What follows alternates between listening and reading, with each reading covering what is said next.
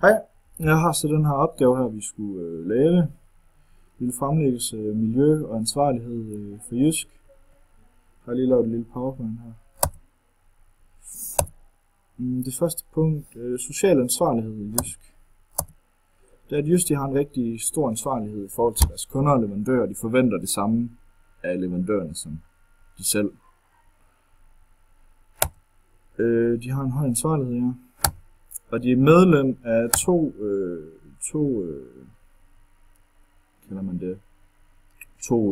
organisationer. Den første, den hedder The Business Social Complaints Initiative, forkortelse BSCI, og den anden, det er Dansk Initiativ for Etisk Handel, DIEH. Og de gør så, altså den første BSCI, de sikrer, at varerne de er, som de skal være, og der er ikke noget galt med varerne, og så just de får deres varer, som kunderne selvfølgelig skal have dem, og der ikke er fejl eller noget i det. Ja. Så er det så næste punkt. Miljø i butikkerne. For det første så er Jysk ved at arbejde på, at de er ved at prøve 180 nye butikker, de skal lave deres energisparing til LED-pærer i alle butikkerne. Så der sparer strøm, og ja, selvfølgelig penge sparer man der på at skifte om til LED-lysstoffer. Og så indførsel af plastikposer, at 50% af de plastikposer, der bliver brugt, de bliver sorteret, og de bliver genbrugt til at lave nye plastikposer af. Så man sådan set, altså det er 50% af det hele. Og affald, det bliver sorteret, så man kan få penge tilbage for det, som det med pap og alt sådan noget, det bliver sorteret.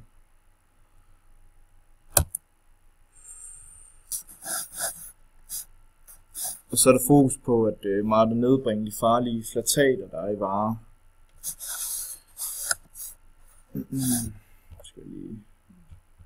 Og flatater, det er et stof, som bruges i plastik for at gøre det blødgørende. Og det er de så fokus på at nedbringe det der, fordi det er ikke særlig sundt. Ja, der tror jeg kommer igennem det hele. Så har vi den næste her. Miljølagerne.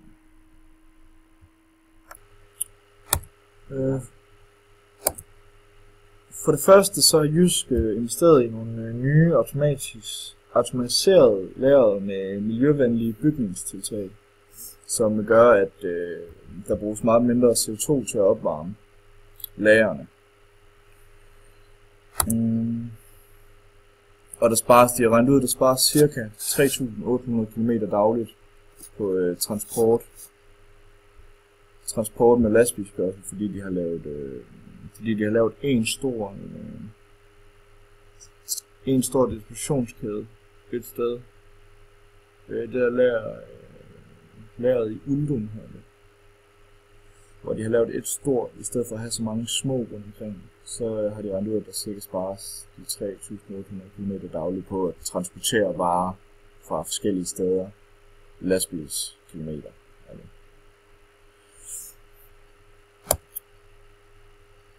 Og de har gjort så, at hvis det nu skulle brænde ned, der lager i Uldum, så bliver alle afløbe. De bliver automatisk spærret, så der ikke svømmer olie og alle mulige andre stoffer rundt omkring i Uldum, så det ikke spredes i søerne og sådan noget. Ja, det er kun det ene.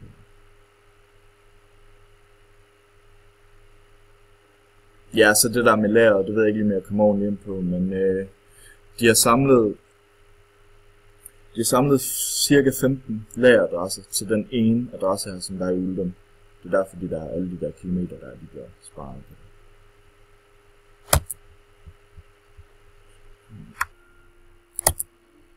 Miljømærkede varer. Har vi den første heroppe, som vi kan se, som hedder på engelsk Confederence in Textiles. Det er den første miljømærke. Den er stort set, det hedder Oecotex-mærket, og den findes stort set på alle Jysk lagener, håndklæder, dyner, puder og madrasser. Og mærket har det formål, det skal sikre, at der ikke er nogen farlige stoffer, så kunderne de bliver, eller hvis, altså så de ikke bliver, ja, glem det jeg lige sagde. Det har det formål, det skal selvfølgelig, at der ikke skal være skadelige stoffer og sådan noget. Og produkterne de er kontrolleret for indhold af sundhedsskadelige farvestoffer, kemikalier og så videre. Og Satipur, det er et andet miljømærke, Jysk også har. Det fremmer sikkerhed, sundhed, miljø, fleksibel i. Det er noget skum, som bruges i blandt madrasser, som også skal være i orden, at der ikke er noget skadelige stoffer i, og så videre.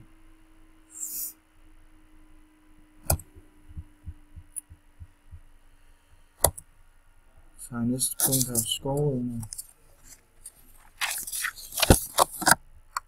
Ja. Har lavet en skovrydning. Jysk, de var medstifter af The Forest Trust i 1999. Og visionen, de arbejder for at skabe mere bæredygtigt skovbrug. Og ja, Jysk, de er en af verdens største forhandlere af FCS, certificerede havemøbler. Altså størstedelen af havemøbler, de kommer fra FCF, eller de er FCF certificeret, hedder det.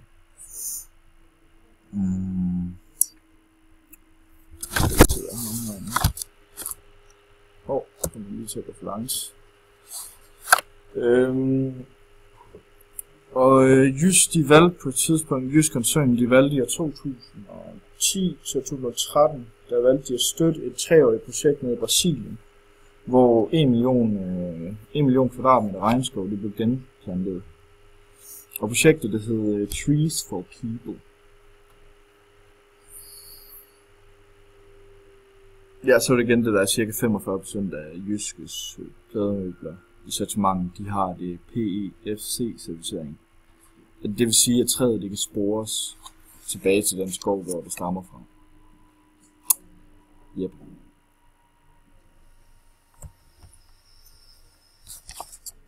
Nu gik jeg sgu for langt igen. Nej. Så.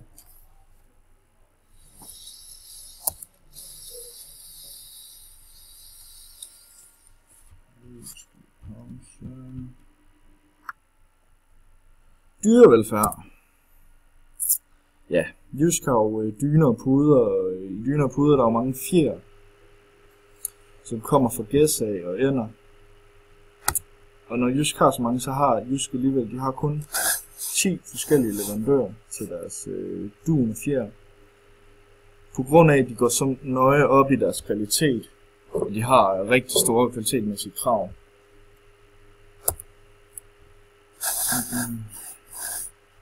Kvalitetmæssige krav, ja.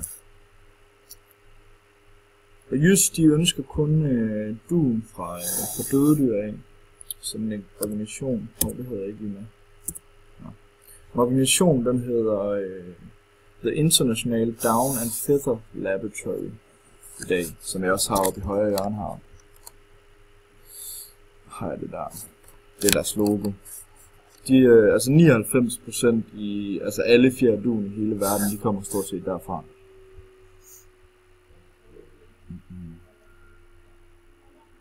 Og det er egentlig Jyskes største krav, de har, at det skal være fra døde dyr. Det tror jeg egentlig, det var det hele, jeg havde.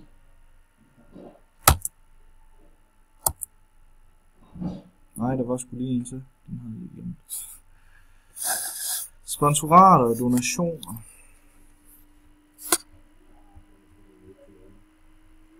Hvad? Ja, jeg havde lige glemt det. Jeg stadig havde 2 dia-shows tilbage. Sponsorater og donationer.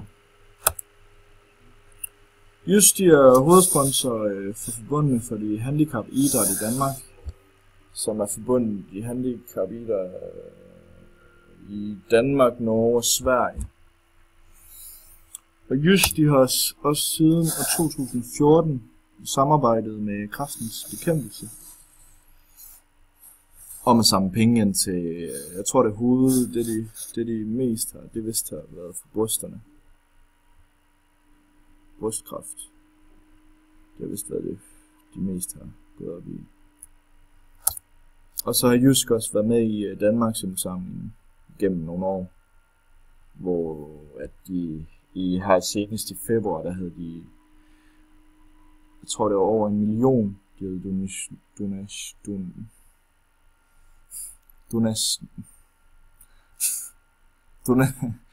ja, du ved hvad jeg mener.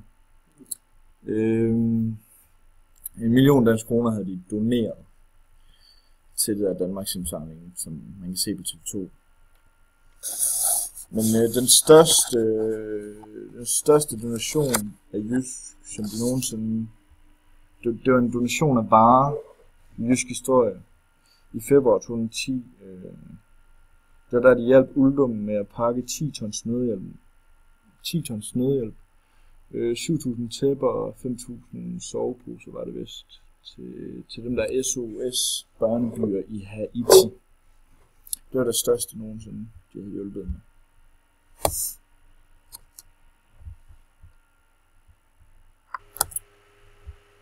Word to learn.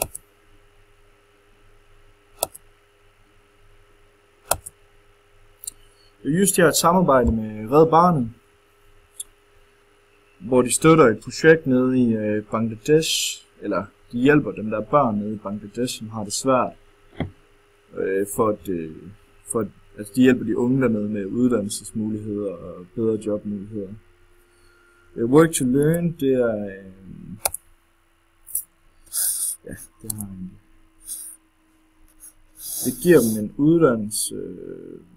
De unge de går først i skole i 9 måneder, og derefter der får de så en læreplads hos Jyskes leverandør i 3 måneder, så de kan blive uddannet. Og det er en i alt 9 måneder lang uddannelse. Og derefter kommer de så ud med praktikplads.